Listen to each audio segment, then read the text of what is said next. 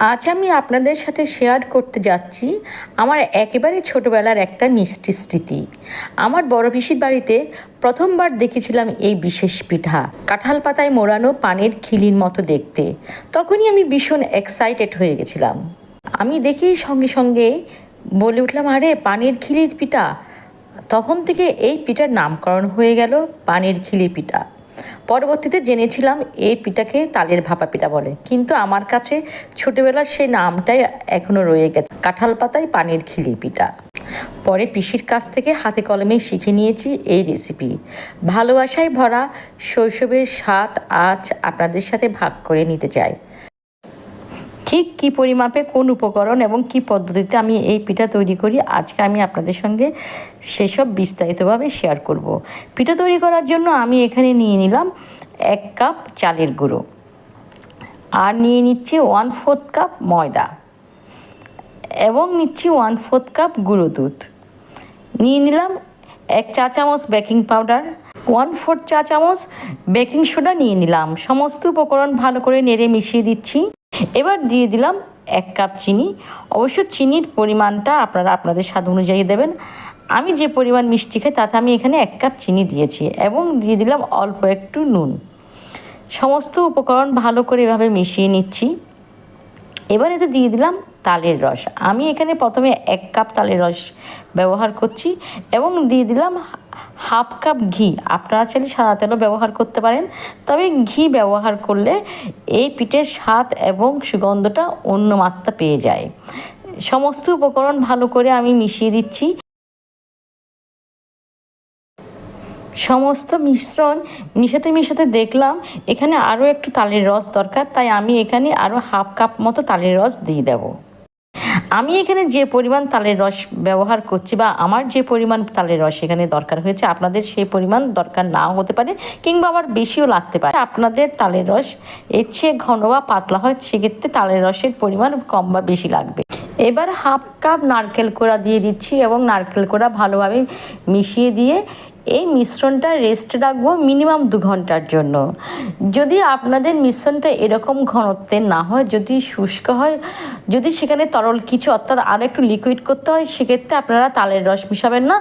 সেক্ষেত্রে আপনারা মিশ্রণে ঠান্ডা অর্থাৎ নর্মাল টেম্পারেচারের তরল দুধ মেশাবেন।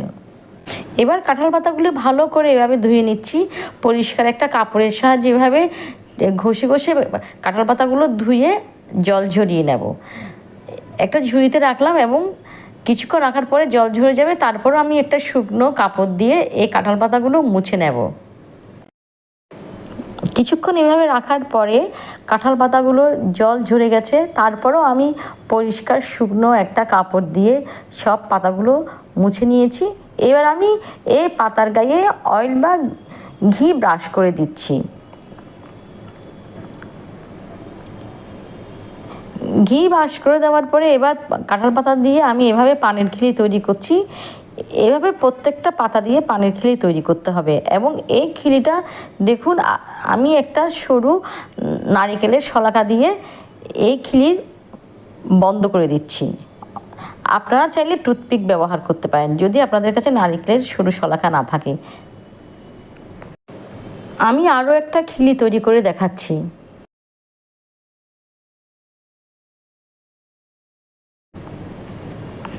এভাবে একে একে সমস্ত পানের খিলিগুলো আগে তৈরি করে নিতে হবে।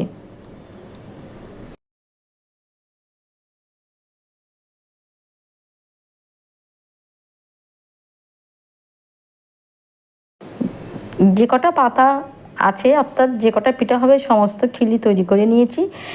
এবার আমি চলে যাচ্ছি পরবর্তী স্টেপে। এদিকে 2 ঘন্টা হয়ে গেছে। আমি এই খিলির মধ্যে মিশ্রণটা এভাবে ভর্তি করে নিচ্ছি, তবে পুরোপুরি ভর্তি করবেন না, কিছুটা খালি রাখতে হবে, কারণ এই পিঠাটা অনেকটা ফুলে যাবে। দেখুন আমি এই পরিমাণ ভর্তি করছি। এভাবে একে একে সমস্ত খিলিগুলি ভর্তি করে নিয়ে আমি এক পাশে রেখে দিচ্ছি। এবার চলে যাচ্ছি পরবর্তী স্টেপে, কারণ এই পিঠাটা বিভিন্নভাবে ভাপানো যায়। আমার পিসি তুষের মধ্যে অর্থাৎ ধানের তুষের মধ্যে এই পিঠাটা ভাপাতো, কিন্তু আমরা তো শহরে তুষ পাবো না, কিভাবে ভাপাবো? সেজন্য আমি আজকে আপনাদেরকে বেশ কয়েকটা পদ্ধতি দেখাচ্ছি। প্রথম পদ্ধতি দেখুন, এইভাবে মোটা একটা তোয়ালে নেবেন এবং আমি এই ভিডিওতে তোয়ালেটা ঠিক যেভাবে ফোল্ড করছি এবং ঠিক যেভাবে ভাঁজ করছি আপনারাও কিন্তু সেভাবে করবেন।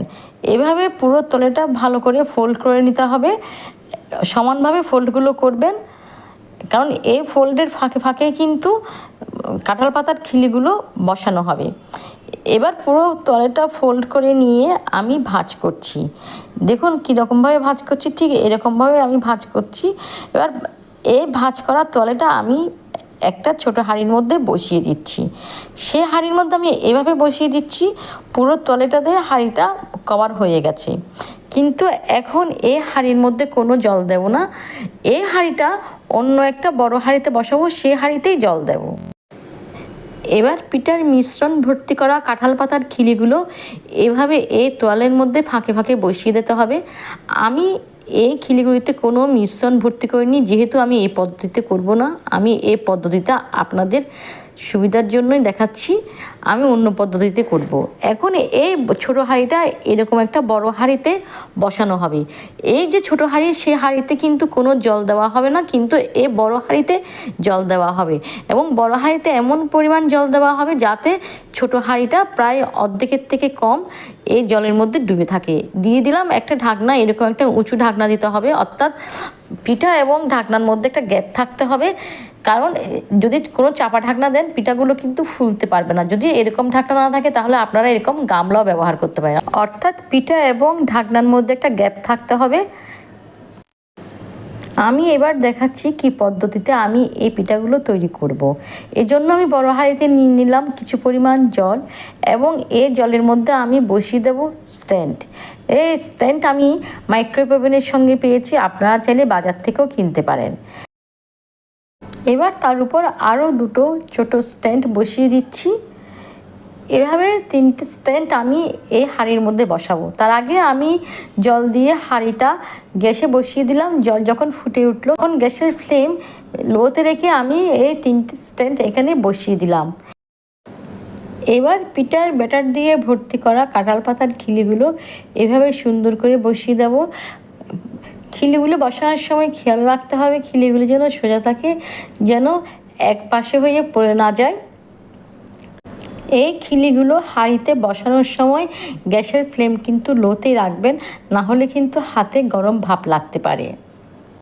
এবং যে ফুটোগুলো বড়, সেই অর্থাৎ যে ফুটোগুলো দিয়ে এই পানির খিলিগুলো গলে যাওয়ার সম্ভাবনা আছে, সেখানে কোনো খিলি বসাবেন না। এবার তার উপর দিয়ে দিচ্ছি নারকেল কোড়া।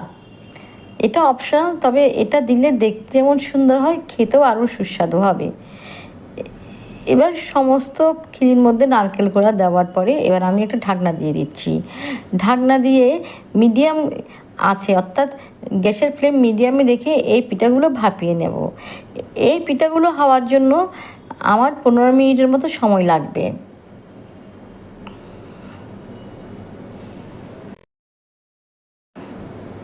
পনেরো মিনিট পরে এই ঢাকনাটা তুলে নিচ্ছি।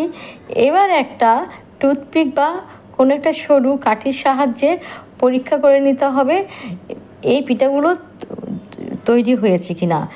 এজন্য আমি দেখুন এই যে সরু কাঠিটা এর মধ্যে ইনসার্ট করছি সেটা কিন্তু পরিষ্কার আসছে, তার গায়ে কিছু নেই, তার মানে এটা তৈরি হয়ে গেছে। এবার আমি সমস্ত পিঠা এভাবে তুলে নিচ্ছি অন্য একটা পাত্রে। তৈরি হয়ে গেল এই সুস্বাদু পিঠা। এবার এই পিঠা পরিবেশন করতে পারবেন। আমি একটা পিঠা আপনাদের খুলে দেখাচ্ছি। দেখুন এই যে সরু কাঠি দিয়ে আমি এই পানির খিলিটা বন্ধ করেছিলাম না, সেটা খুলে ফেলতে হবে এবং এভাবে পাতাটা ছাড়িয়ে নিতে হবে। তৈরি হয়ে গেল কাঁঠাল পাতার পানির খিলি পিঠা। আমার কাছে এই পিঠা শুধু খাবার নয়, এটা আমার ছোটোবেলার গল্প, আমার পিসির ভালোবাসা। আমি যতবারই বানিয়েছি এই পিঠা সবাই খেয়ে ভীষণ খুশি হয়েছে। আশা করি আপনাদেরও ভালো লাগবে।